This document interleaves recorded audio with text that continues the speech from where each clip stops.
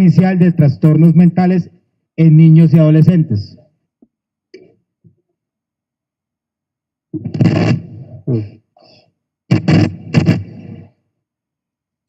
Bueno, buenas noches. ¿Me escuchan en la parte de atrás? Algo.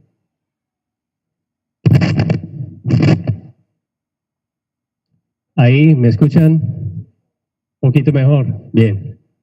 Bueno, vamos a empezar con el tema de trastornos mentales, el abordaje inicial, el enfoque inicial a trastornos mentales en niños y adolescentes. Varias cosas han cambiado, pues obviamente en los últimos siglos. Hemos pasado de, digamos, como unos mapas casi imaginativos de cómo se hacía o localizaban las funciones mentales a otras formas, digamos, como más estructuradas, y lo que tenemos en las últimas décadas es bastante sorprendente. Ya tenemos, digamos, localizadas una gran cantidad de funciones, no solamente motrices, sensoriales, sino también funciones especiales, funciones mentales. El avance ha sido vertiginoso en muchas áreas, y cuando hablamos de ese modelo biopsicosocial, pues en la parte biológica y en la parte genética se ha avanzado bastante en algunos trastornos más que en otros, obviamente. Por ejemplo, digamos, aquí está una parte de lo que es la latrofilina 3, que se encuentra involucrada en algunos casos de TDAH. Obviamente esto es algo muy específico pues, de nuestra materia, pero es para mostrarles, por ejemplo, un estudio que se hizo aquí en la población paisa con el doctor Francisco Lopera. Algunos de ustedes lo conocen, hoy en día muy famoso en investigaciones en demencia, y esto hace parte de un estudio grande a nivel mundial que surgió de una población aquí antioqueña, y ya tenemos evidencia de pronto de algunos trastornos psiquiátricos como el déficit de atención y la hiperactividad. Obviamente no en todos tenemos esto, y aquí está pues como ese enfoque que siempre hablamos de lo biopsicosocial, y hemos avanzado bastante en la parte biológica, en conocer y describir varios tractos cerebrales, varios influjos de, digamos, hormonas y otros factores que puedan estar involucrados en los trastornos. También a nivel psicológico hay un gran avance en escalas, evaluaciones, etcétera, pero todavía seguimos teniendo una falencia importante a nivel de lo que son factores psicosociales. Esperemos que a través de las próximas décadas podamos tener más avance en esto, y nosotros en medicina poder tener un abordaje digamos, más amigable para este aspecto de factores sociales.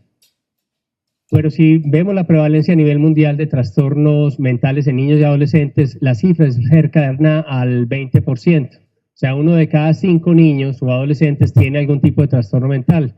Es una cifra bastante alta. Aquí, pues, los estudios se hicieron donde hay más dinero, obviamente, pues, en países desarrollados, pero si hacemos estudios a nivel nacional, también vamos a encontrar unas cifras cercanas al 20%. Esto para trastornos mentales y trastornos de abuso de sustancias psicoactivas. Veamos algunos renglones de lo que planteaba la Organización Mundial de la Salud. Esto, a pesar de que ya fue hace algunos años, pues básicamente son como signos de alarma que nos invitan a pensar en la psiquiatría infantil como un campo importante y de alto crecimiento. Por ejemplo, digamos, una de las cifras es que el 20%, como les decía, tienen algún tipo de enfermedad mental. Y no se queda solamente allí, en la infancia o en la adolescencia, sino que esto progresa, y esa es la gran preocupación. ¿Cómo hacer para prevenir que sucedan estas enfermedades? ¿Cómo promover salud mental? ¿Y cómo identificarlas y hacer que no progresen? Vean esta cifra, por ejemplo, el suicidio es la tercera causa de mortalidad en adolescentes. Es una cifra que antes, un dato que antes se usaba mucho en adultos, lo entendíamos mejor, pero hoy en día toda esta serie de eventos nos hacen pensar de que debemos tener una campaña mucho más exhaustiva a nivel de detección de depresión mayor, por ejemplo, en niños y en adolescentes. El trastorno depresivo mayor inicia durante la adolescencia. 1 de cada 5 de nosotros aquí tiene o tendrá trastorno depresivo mayor, o lo tuvo en la adolescencia, y esto es una enfermedad crónica. Entonces no estamos hablando de algo raro o ajeno, ¿cierto? Si me preguntan a mí, no me explicaron tanto de trastorno depresivo mayor en mi pregrado, ¿cierto? Pero en el de ustedes y posiblemente en la práctica cotidiana en medicina se encuentran con que más de un paciente que asiste, no solamente adolescente sino adulto, tiene trastorno depresivo mayor. Veamos otras cifras, por ejemplo, digamos, el trastorno de conducta disocial, los niños que hacen maldades, el oposicionista desafiante, hasta el TDAH progresa hacia la adolescencia y a la adultez. No siempre de la misma manera, o sea, puede cambiar y convertirse en otro tipo de trastorno, por ejemplo, digamos, en abuso de sustancias, trastorno de personalidad antisocial y en otro tipo, digamos, de situaciones como, por ejemplo, digamos, conflictos maritales. Los trastornos de alimentación hoy en día sabemos que empiezan cada vez más temprano, en edades más tempranas. Es usual encontrar, por ejemplo, digamos, hoy en día citas en niños o en niñas desde los 11 años, 10, 11 años. Igual en el uso de sustancias psicoactivas, el promedio para probar una sustancia psicoactiva ha bajado muchísimo, desde lo que les tocó seguramente a ustedes o a mí. Hoy en día, estos chicos a los 12 años ya tienen, por lo menos, han recibido ofertas, si no es que han ensayado algún tipo de sustancia psicoactiva. Y cada día sale una nueva sustancia, ya no tenemos tiempo de actualizarnos en tanta mezcla que se hace, tanto producto nuevo que hay. Y lastimosamente menos del 20% de los niños tienen algún tipo de tratamiento. Un estudio que se realizó en varias latitudes, Puerto Rico, Panamá y en otras partes, y se dieron cuenta de que los niños que tenían un trastorno mental, en estudios epidemiológicos comunitarios, solamente el 7% estaban recibiendo algún tipo de tratamiento farmacológico. De esos, el 20% recibían algún tipo de asistencia psicológica, pero el resto estaban subdiagnosticados, no habían asistido ni siquiera a un tipo de consulta. Entonces a veces le dicen a uno es que están diagnosticando mucho niño hiperactivo, están diagnosticando mucho niño con depresión, pero cuando hacemos estudios en comunidad nos damos cuenta que la historia es un poco al revés, no están siendo diagnosticados. Yo quiero hacerles una propuesta. Yo sé que los viernes por la noche pueden tener mejores propuestas que la que yo voy a hacer ahora, pero bueno, esta es la mía, que es decirles como un enfoque más epidemiológico, es decir, hablar de todos los trastornos en psiquiatría de niños y adolescentes es muy extenso y muy largo. Más bien me voy a enfocar en 3 grupos etarios, preescolares, escolares y adolescentes, y en cada grupo he seleccionado lo que yo creo que debo transmitirles a ustedes como médicos generales y que de pronto tienen algún interés en presentar algún examen, ¿cierto? Que esto también es de interés, a esta hora sí puede ser interesante. Entonces, vamos con los más pequeños de todos. Aquí hay unas cifras, como pueden ver, trastornos de lenguaje y de aprendizaje en un 5 a 25%. En medicina no nos enseñan esto, pero ¿por qué se lo voy a traer? Porque es importante. Nosotros somos médicos que podemos autorizar una cita por fonoaudiología, podemos autorizar una cita por dificultades de aprendizaje con psicopedagogía. Entonces, ustedes son la puerta para que estos niños puedan acceder allá. Que se sepan el trastorno como tal, quizás no me interesa tanto en este momento, ni viernes por la noche, pero sí quiero darles ese mensaje por lo menos. Oposicionista desafiante, el niño que alega mucho, hablaremos de él. En escolares hablaremos de TDAH, que son las siglas para trastorno por déficit de atención con hiperactividad, trastornos de ansiedad y los trastornos de espectro autista. Y en adolescentes hablaremos de trastorno de conducta alimentaria, uso de sustancias y depresión. Preescolares. ¿Alguien puede leer un poco aquí qué dice? Yo no sé leer. ¿Cierto? La frase de arriba dice eso y la frase de abajo dice yo no sé escribir.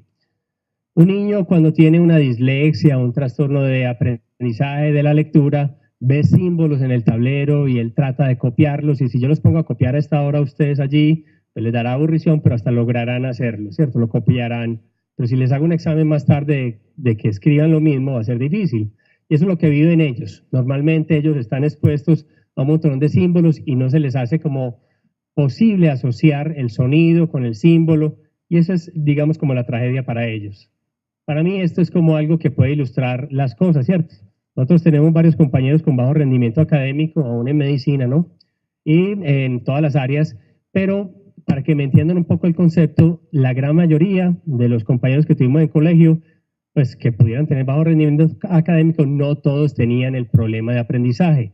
Hay una proporción menor, por ejemplo, trastornos específicos de aprendizaje, es algo ya que se refiere a una incapacidad importante. No es tener dificultad de inteligencia o capacidad intelectual baja, sino que hay una dificultad en el procesamiento y decodificación de la lectura o la escritura o las matemáticas, ¿cierto?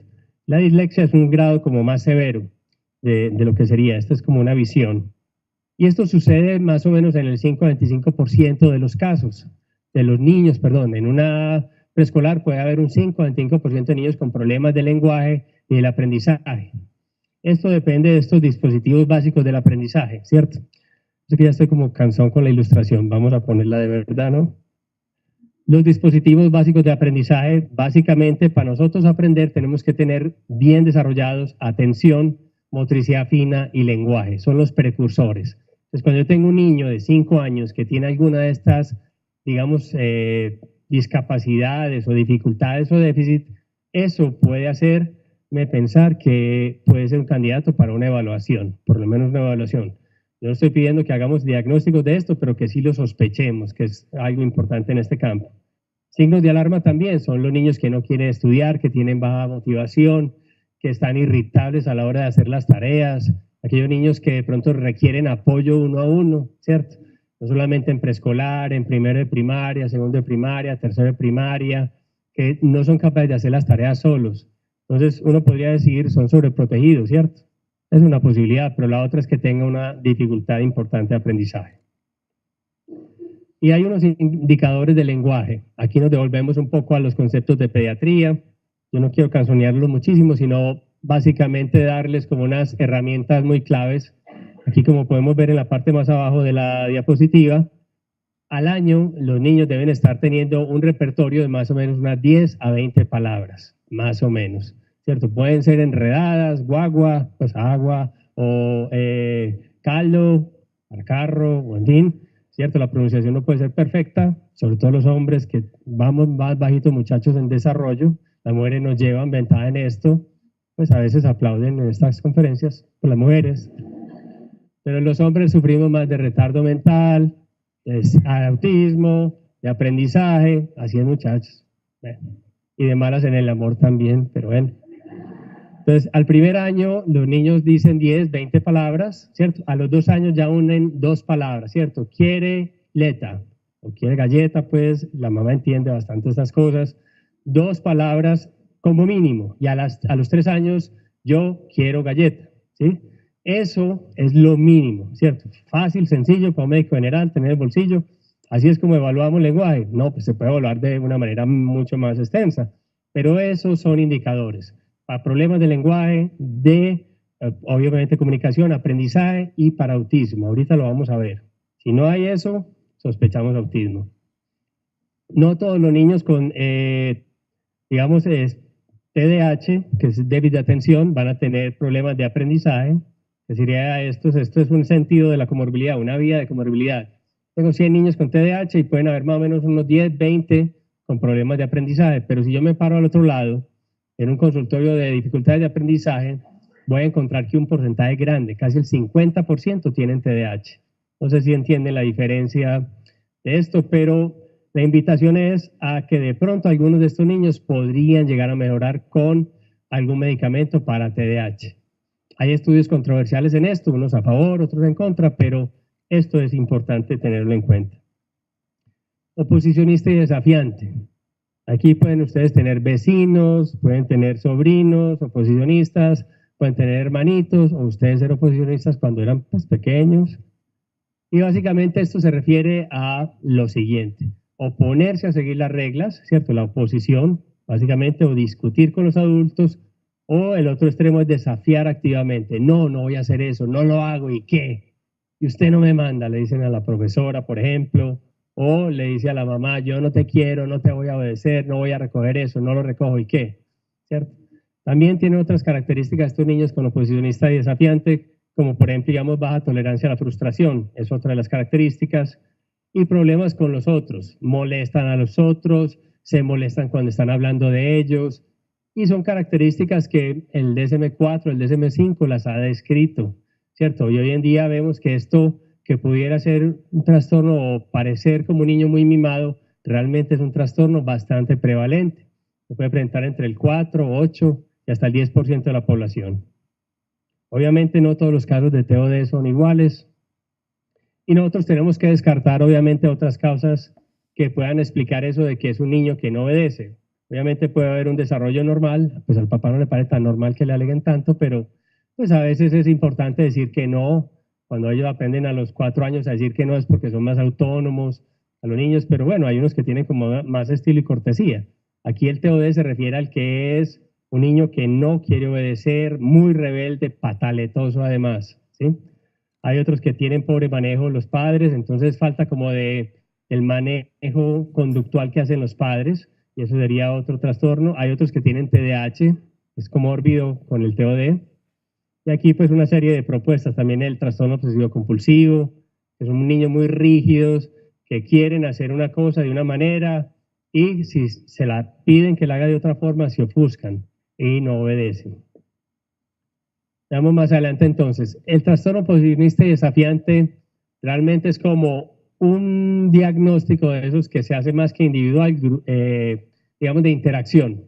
Es algo que tiene que ver con los adultos, bien sea los que lo están manejando, los adultos en colegio o en la casa o en las dos partes. Obviamente yo sé que hay unos niños muy difíciles que tienen lo que llamamos el temperamento inflexible o difícil y que son muy complicados, son muy quisquillosos, pero también hay otros que son adultos con pobre manejo parental, o sea, que no lo saben manejar bien. Y aquí pueden entrar entonces todas estas causas en juego en lo que es el TOD. El manejo está muy enfocado al buen manejo por parte de las figuras de autoridad, de los padres, dar instrucción a los padres y a los profesores también. Hay escuelas para padres. Esto le suena a los padres un poco como raro, o sea, si yo soy papá, llevo 8 años siendo papá, ¿cómo me van a enseñar? Y mire, yo tengo a Felipe de 10 años y él sí me obedece. Pero realmente hay unas escuelas de padres que tienen unos componentes importantes. Paso pues 1, 2, 3, 4, 8 sesiones más o menos de 2 horas y se les da instrucciones de cómo pueden manejarlo. Esto tiene que ver más como con manejo psicológico. Vamos con los escolares. Aquí tenemos los trastornos del espectro autista. ¿A ustedes han visto autistas en la consulta de medicina? ¿Les ha tocado o no? Sí, no, más o menos. Pues obviamente cuando uno le llega a un autista con todas las características como los que se muestran en algunas películas, hay unas películas, Rayman, es una de las, El Hombre Lluvia, pues es una película muy vieja, que por aquí más o menos así haciendo cortes de edad, yo sé que algunos sí la vieron o la conocen, pero bueno, en las redes como Netflix o esas otras cosas uno puede ver esas películas para ver lo más clásico pues de cómo son los comportamientos del autismo. El autismo básicamente son sujetos, niños, adolescentes, adultos que no tienen una interacción social adecuada, no tienen una interacción recíproca con el otro, no están mirando a los ojos del otro. Yo más o menos aquí voy rastreando si me están mirando, quién está dormido, por ahí, ¿cierto? Si me van cabeceando, como que me están entendiendo, o me hacen una cara así como que, o sea, uno va leyendo los gestos. Y esto, para explicárselo de una manera más sencilla, todos tenemos como ese chip de lo social, ¿cierto? La gran mayoría. Y estos sujetos tienen dificultades en eso. Supongamos que uno se sube a un ascensor y en un ascensor hay 10 personas y entonces le toca a uno arrimársele a alguien muy cerquita, muy pegado. Uno empieza a hacer unos gestos como, pues, es que, claro, uno trata como a hacer gestos, no cabemos. ¿Por qué empieza a hacer uno eso? Porque socialmente uno sabe que es una situación que no es cotidiana. De hecho, si uno está con un compañero de trabajo, no en un ascensor, sino que está en una parte y uno ve que se le acerca mucho, uno es como, ¿pero qué le pasa a este? Pues, distancia, distancia. O sea, uno dice, bueno, y yo les pregunto a ustedes dónde le enseñaron eso de la distancia social. O sea, no, a uno como que no le enseñan eso, ¿no? Uno más o menos como que entiende esto, o cuando el otro habla, uno empieza como a hacer caras de que está hablando muy pasito, o empieza pues a seguirlo con los gestos. Todo eso es interacción social. Entonces los sujetos con autismo del espectro autista tienen dificultades o carencia en esto. Entonces son sujetos que hablan o demasiado duro, que los papás son diciéndole ya está tarde, no debe hablar tan duro, y el niño le pregunta, ¿por qué hablas así, papá? Entonces no entienden todas estas cosas, ellos hablan duro, ¿cierto? Interrumpen en la clase, no entienden ciertas claves sociales. A eso se refiere lo del autismo. ¿Bien?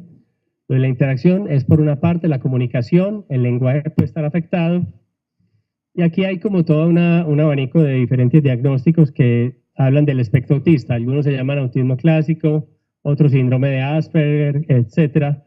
Hoy en día en las nuevas clasificaciones volvimos a hablar solamente del componente de espectro autista, que tiene todos estos dominios, ¿cierto? Esto lo pueden ya repasar. Y aquí está un poco lo que yo les decía, dificultad para compartir o para comprender los intereses de los demás, o los puntos de vista de los demás, o las emociones, o niños que, por ejemplo, digamos, la mamá está muy ofuscada y ellos no comprenden muy bien con los gestos que está ofuscada, ¿cierto?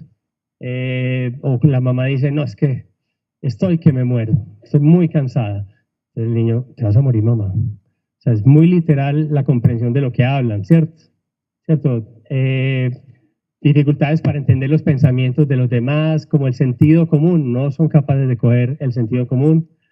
Hay dificultad para entenderse con los otros. Y aquí hay otra parte que tiene que ver como mucho con rutinas, son muy inflexibles, entonces quieren hacer las cosas de la misma manera, ¿cierto? Entonces, por ejemplo, digamos, ellos al algo se quieren comer 8 boliquesos, pues no, se comen 8 boliquesos en fila con un palillo, por ejemplo, y eso le pasa a alguno de ellos. A Felipe le pasa esto de los 8 palillos, y cada palillo pues es un boliqueso y bota el palillo. O sea, llegan como a hacer ese tipo de cosas como rutinarias, que son demasiado raras, ¿no? ¿O ustedes comen boliqueso? 8, con 8 palillos, no creo. Entonces, o empezar a tocar una pared y después la otra, una pared, después la otra, una pared, después la otra, y esta pared ya ahí con un grafiti negro acá de tanto que la toca el muchacho, ¿no? Bueno, los signos de alarma, entonces, básicamente, los primeros años, 3, 4, 5 años, es un niño que no habla o que hablaba y se devolvió en el lenguaje. Eso es un signo muy importante.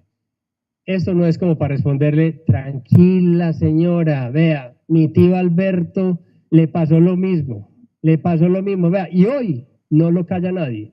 Eso no es una respuesta de un médico tampoco, ¿cierto? Estoy exagerando, pero la verdad no debemos comparar con nuestros familiares.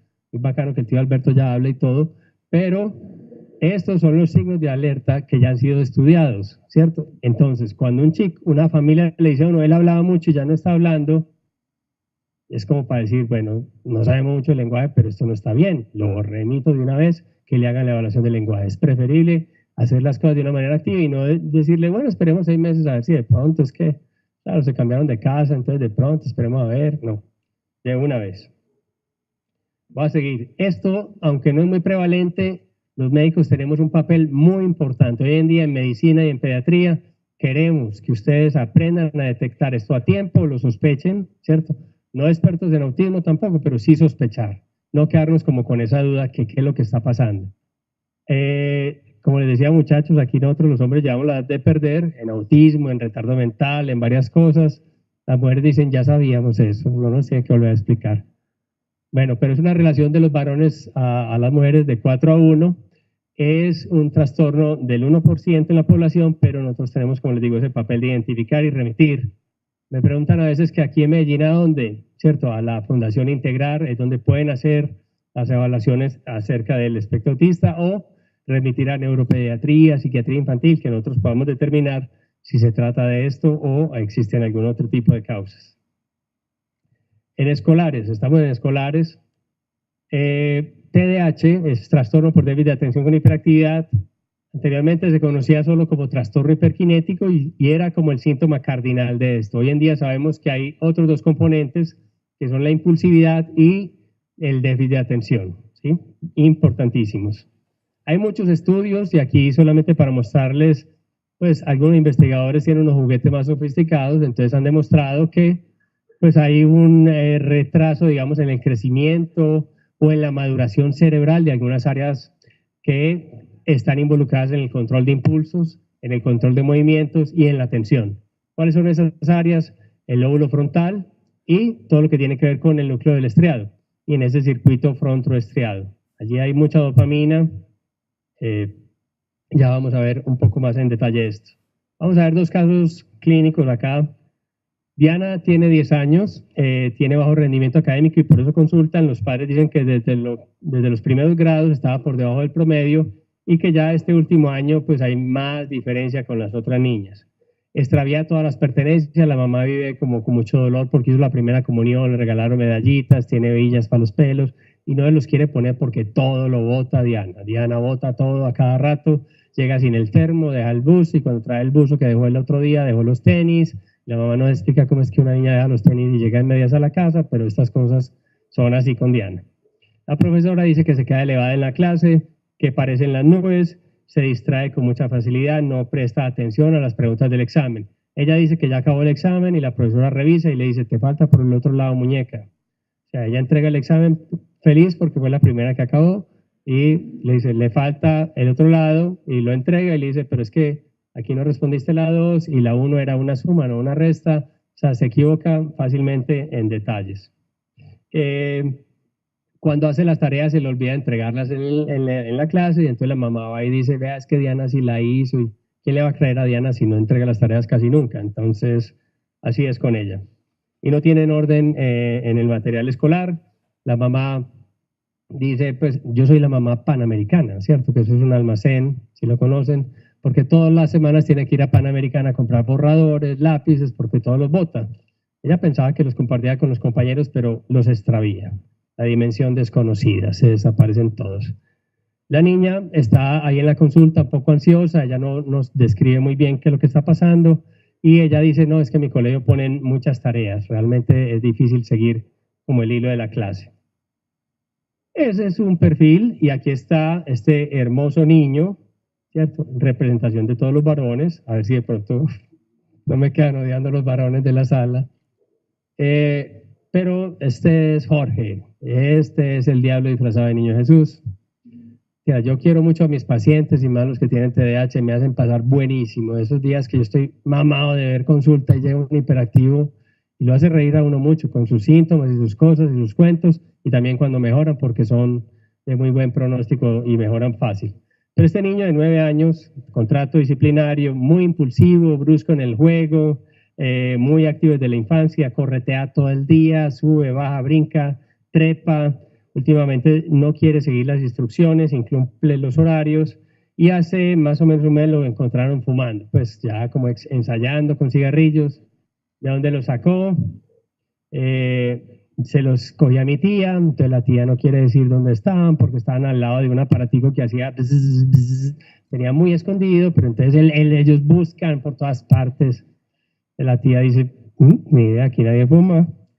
En casa se mueve todo el día, en el carro constantemente, habla, pregunta. Esos niños de los chistes que dicen que preguntan y preguntan, y en la consulta son, ¿y usted por qué es calvo? ¿Y usted por qué se crece la barba? ¿Y usted por qué tiene la corbata tan fea? Y no, Jorge, no. Qué buena idea, nadie me ha dicho. En la guardería, el control de impulso inadecuado, no obedece, no sigue instrucciones. Tenemos 2 niños, pues niño y niña, son muy distintos los perfiles, podrían ser al revés, pues en género, digo yo, que pueden haber niños inatentos y niñas muy hiperactivas, pero ¿en qué se parecen estos dos? Como que nada, ¿no?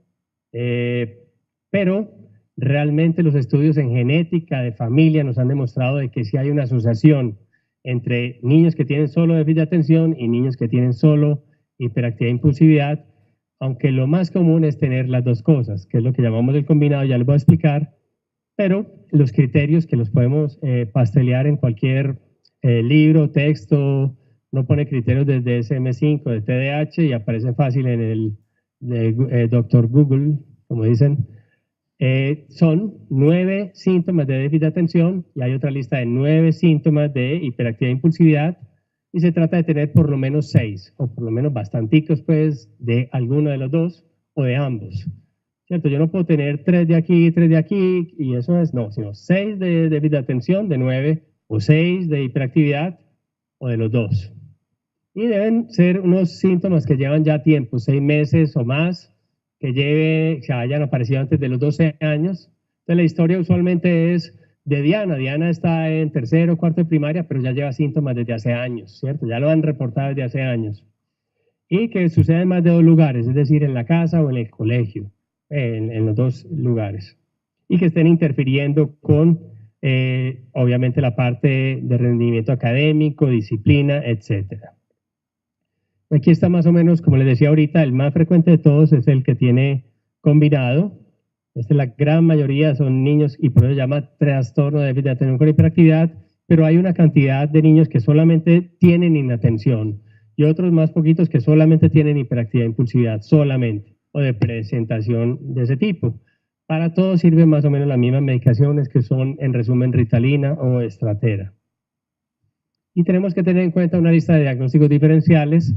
Estas listas están en los textos, de pronto esta lista está muy larga, pero es como para ilustrar de que pueden haber causas o diagnósticos diferenciales, perdón, psiquiátricos o psicosociales. Aquí en los psicosociales, por ejemplo, una deprivación ambiental, lo que son estar en instituciones, o por ejemplo, digamos, acá tenemos algunas que son el duelo de algún padre, dificultades de pareja. Hay que diferenciar, algunos niños reaccionan cuando hay dificultades de pareja, siendo hiperactivos, necios, rebeldes, y no sería un TDAH positivo, ¿cierto? Falso negativo. En neurología, por ejemplo, digamos, hay un tipo de epilepsia que es las crisis de ausencia, que debemos descartar estas. Y en este lado de enfermedades médicas o medicaciones tenemos esta lista grande para tener en cuenta. Y generalmente los padres nos dicen, desde que empezó esa medicación está diferente. Medicaciones para epilepsia, por ejemplo, hay algunas que disminuyen mucho la concentración, la capacidad cognitiva. Todo es cuestión de dopamina. Aquí está el lóbulo frontal, aquí lo estamos señalando, y hay una conexión con los núcleos de la base o el estriado. Esa comunicación frontoestriada, allí es donde van a actuar las medicaciones, y en los espacios sinápticos van a aumentar la liberación de dopamina y inhibir la recaptación de dopamina acá en esta puerta giratoria, la que está absorbiendo como toda la dopamina. ¿Cuáles están disponibles en Colombia? Están esos tres de arriba, los triamigos. Aquí está metilfenidato común y corriente, que es Ritalina. El que sigue es Concerta, que dura un poco más. Ritalina dura 3 horas, la Concerta por ahí 8 a 12 horas. Y la Ritalina LA dura más o menos también 8 horas. Y por aquí más abajito, atomoxetina, Estratera. Son de diferentes mecanismos de acción, diferentes perfiles, pero con esto bastaría en la gran mayoría de los casos, en un grupo o en el otro, para tratar a estos niños hiperactivos. Papel del médico entonces, como para ya envolver un poquito en esto del TDAH, es sospechar. El diagnóstico se hace con múltiples informantes, o sea, qué dice el papá y la mamá, pues qué dicen en casa, qué dice el colegio. Es bueno pedir un informe del colegio o una escala. Es importante también, además de esto, identificar y remitir, y a veces se utilizan escalas. Hay escalas que se pueden encontrar fácilmente en internet, o si me escriben les puedo mandar unas escalas sencillas y cómo se pueden usar para esto. En algunos casos podemos sospechar que hay dificultades de audición o de la visión y se pueden entonces pedir los exámenes pertinentes. Vamos con los adolescentes. Ahora sí, depresión, como les decía, es un trastorno bastante prevalente, casi que se da en un 8% de los adolescentes. Quiero darles como de pronto algo diferente de los cuadros de adultos. El adolescente parece bastante el cuadro de adultos, pero ¿qué puede haber de distinto? Que en vez de tristeza predomine irritabilidad. Está muy irritable, de mal genio, cambió el genio de ese muchacho. Ustedes dirán, pero es que un adolescente, pues, que no sea mal genio es como raro, ¿no? Sí, pueden haber etapas del desarrollo en que sea más rebeldes, más irritables y todo, pero vamos a tener entonces un conglomerado de síntomas. Miren, si uno cambia en apetito, sueño, en el placer por las cosas, disfrutaba las salidas, un adolescente que llegue más temprano, le dan permiso hasta las 12 y llega a las 12 y dice, no, es que yo me aburrí, eso no estaba tan bueno. Puede que sí, que no estuviera tan bueno, pero eso le pasó y le volvió a pasar a los 8 días. ¿Y por qué no has vuelto a salir con Pedro? No, es que ya peleando con los amigos. O sea, empiezan a suceder cosas que nos hacen pensar, bueno, es irritable, no es simplemente adolescente, sino que hay un conglomerado de síntomas como lo vemos acá. Y lo otro es también tener conducta negativista y disocial, hacer maldades, es una de las cosas que podría haberse. Abuso de alcohol y de sustancias, también podríamos estar pensando, no, pero es que claro, uno a las 14, la primera embriaguez, pero realmente el hecho de no tener un control en el consumo puede ser signo de alerta, por lo menos hacer la sospecha. Y ahora sí, entonces los muchachos de la sala, cierto, mentira, esto no es una competencia tampoco, hay que tratar bien a las mujeres, pero bueno, íbamos uno a uno hasta la edad preescolar, preadolescencia, y la depresión da más en mujeres. Yo sé, muchachas, que es por nosotros, pero 2-1 la relación mujeres a hombres, hay que sospecharla más en ellas, y es una asociación con el suicidio bastante importante. Hay muchos factores que pueden estar involucrados en la depresión y en cada caso son diferentes, y aquí pues se pelean varios factores. Hay cargas genéticas, familiares. Donde hay familias con depresión, muy posiblemente habrá niños y adolescentes con mayor posibilidad de depresión, ¿sí? Y responden a las mismas medicaciones. Hay otros mecanismos como por ejemplo, digamos, procesos de estrés académico que van llevando a la ansiedad, la desesperanza y van a manifestarse más adelante como depresión. Otros, de pronto por interacción con sus padres, una interacción temprana muy inadecuada, pueden tener factores precipitantes o acontecimientos vitales. Uno diría, bueno, separación de los padres, muerte de alguno de los padres, pero también puede pasar que el cambio de hogar, cambio de un amiguito, digamos, de por la cuadra, del vecindario, se va a otra parte y era un amigo clave, muerte del perro. Hay, bueno, algunas familias, en la mía no hay, pero hay integrantes caninos, ¿cierto? El subsistema fraterno canino funciona muy bien. No, y lo digo en serio, para un niño podría ser un factor muy, muy importante, o que se le dañó, no sé, la bicicleta y no se la han arreglado. De pronto, eso más otros factores pueden ser claves. La comorbilidad es la regla en psiquiatría y en depresión mucho más. Comorbilidad con el trastorno depresivo crónico, la distimia, con la ansiedad.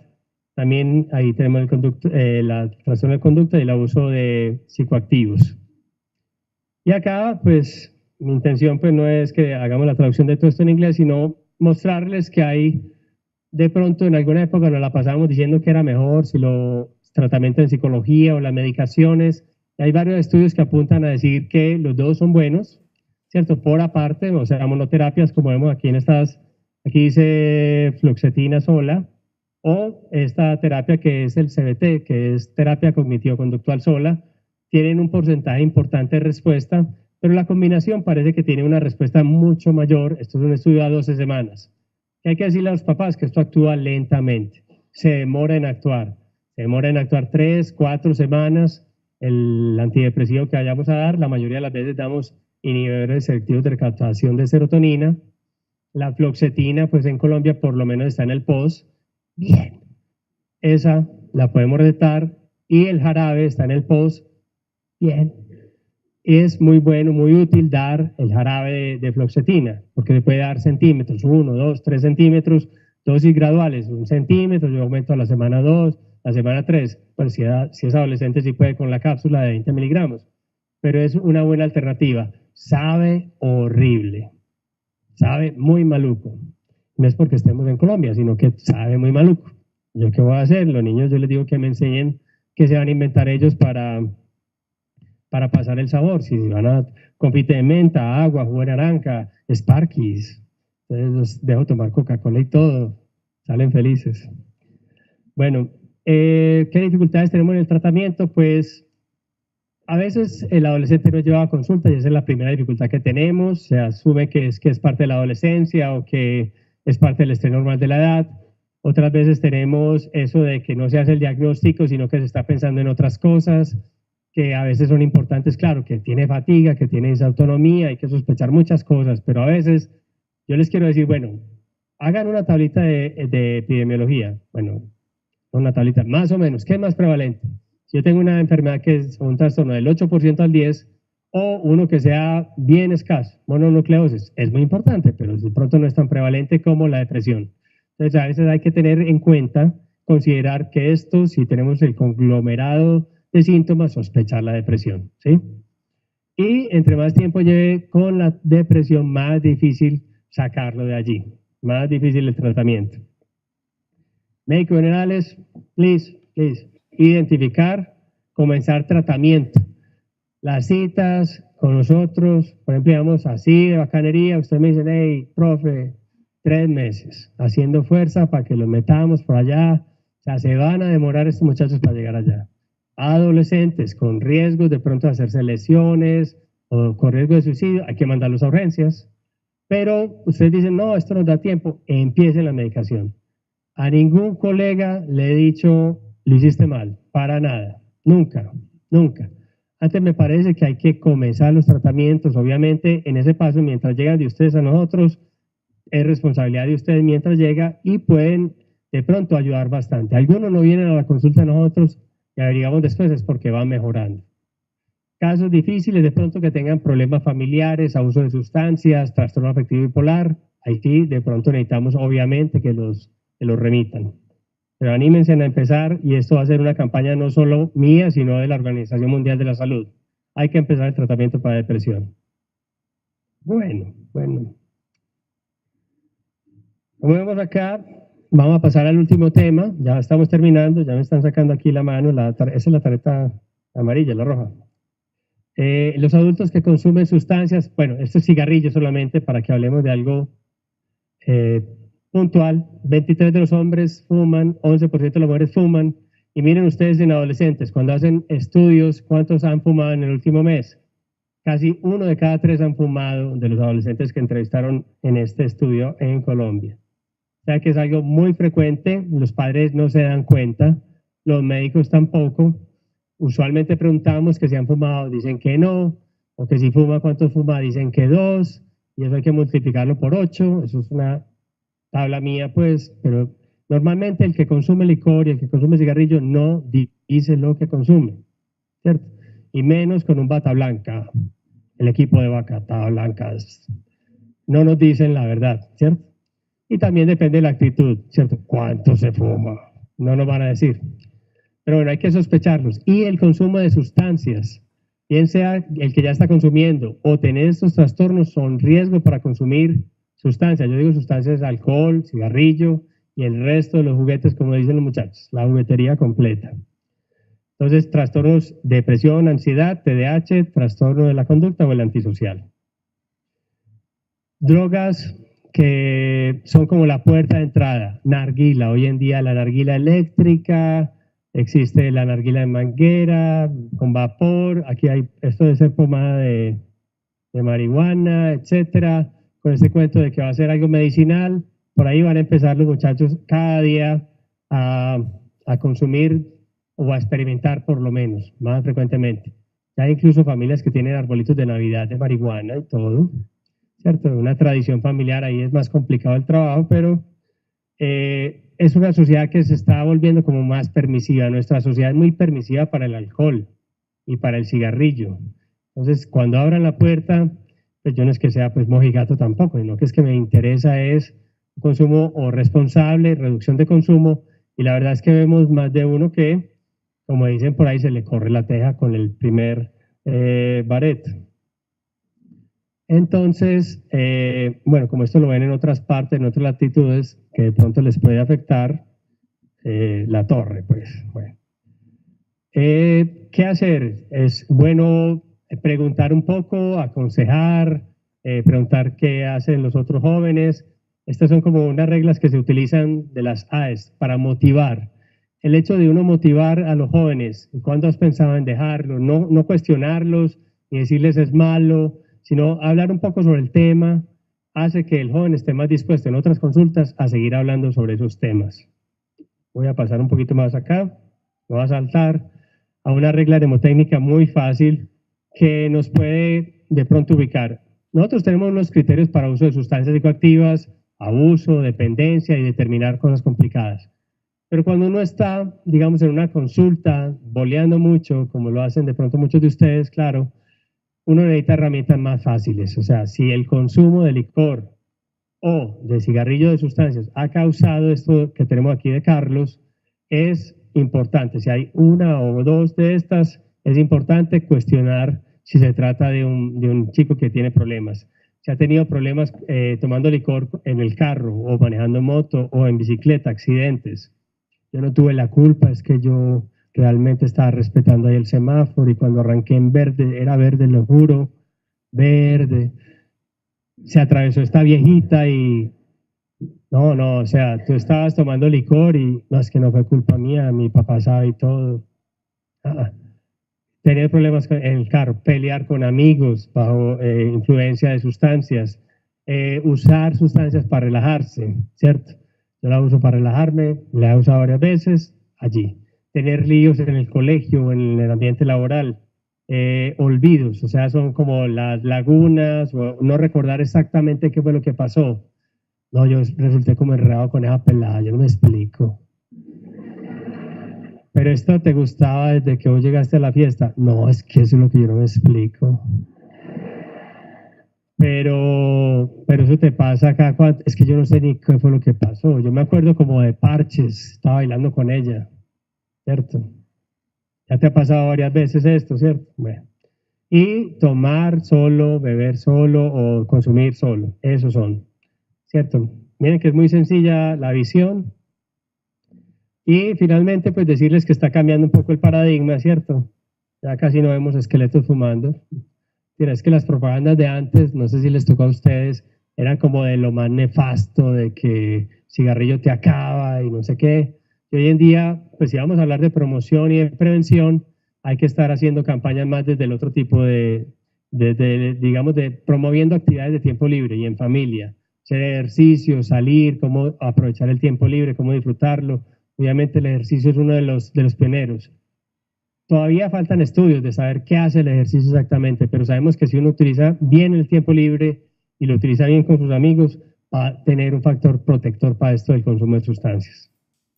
Y ya, todo este carretazo, a que se vayan ustedes para el colegio. Lo último es que, claro, hay preescolares que quieren enseñar 3 idiomas, preescolar trilingüe, ¿cierto? Qué bueno que le enseñaran mandarín también, dicen los papás. Y la verdad, a veces se les mete demasiada carga a los niños y eso nos preocupa también. Nosotros, créanme, no tratamos de diagnosticar porque sí, tenemos en cuenta muchos factores. A veces es demasiado para un chico lo que se le exige y claro, pues cualquiera estaría medio elevado. Ese es mi correo electrónico, si tienen alguna duda, con gusto también. Listo. Aquí es donde aplauden las mujeres y los varones también. ¿Sí? Pues muchas gracias. ¿Hay alguna pregunta en el público?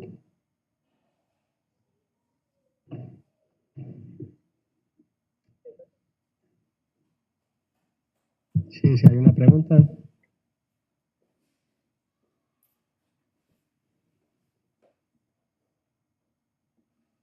Doctor, 2 preguntas. Si hay algún inicio en manejo de aripiprazol en trastorno de déficit de atención aquí. Y la otra es la cronicidad en el tratamiento de depresión. ¿Usted qué piensa? ¿Hasta cuándo? ¿Cómo? Porque pues yo he visto pacientes con mucho tiempo de tratamiento y pues si amerita o no amerita tanto tiempo en un tratamiento, años, digámoslo así. La primera es sobre aripiprazol, ¿sí? No, básicamente las medicaciones que le mencioné para el déficit de atención, que la pregunta, son o metilfenidato o estimulantes como el metilfenidato oros, el Concerta o la Ritalina LA y la estratera. Eso es lo que se usa en la gran mayoría de los casos. Otras medicaciones, rara vez necesitamos utilizar diferentes medicaciones, pero los algoritmos internacionales hablan de esas dos, ¿sí? Y no hay estudios sobre aripiprazol como tal en TDAH. La segunda es cuánto tiempo se da el tratamiento para depresión, muy importante. Los chicos a veces mejoran el primer mes, segundo mes y los padres ya quieren quitarla. Quitarla rápido lo único que produce es recaídas, o sea, recidivas. Es muy importante seguir el tratamiento durante unos 9 meses, 9 meses a 12 meses. Cuando es el primer episodio recomendamos que se haga así, 9 meses. Cuando ya lleva 2 episodios en la vida, se va a un tratamiento de casi 2 años. Cuando hay más de 3 episodios, se da por lo menos 5 años. Los adolescentes pelean mucho con eso, no quieren tomarla. Algunos sí dicen, yo no quiero volver a estar así. Yo me tomo lo que sea, pero no quiero volver a estar así. Y hay familias también que han vivido la depresión, la mamá, el hijo, entonces saben que es importante el tratamiento.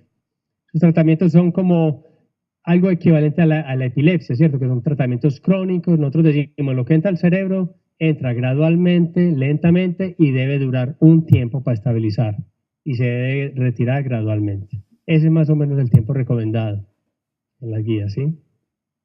Hay una pregunta sobre tratamiento farmacológico del trastorno opositor y desafiante. ¿Alguna indicación de medicamentos? Sí. Para la mayoría de los casos de trastorno opositor y desafiante no se da tratamiento farmacológico.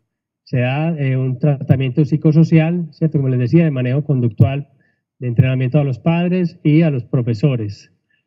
Ocasionalmente se da una medicación si hay un trastorno comórbido, por ejemplo el TDAH, ahí sí podríamos dar medicamentos como Ritalina o Estratera, o si de pronto se trata con un comórbido de trastorno de ansiedad y amerita tratamiento para eso, aprovecharíamos para dar de pronto alguna medicación, pero usualmente no. ¿Listo? ¿Bien? Bueno, muchas gracias.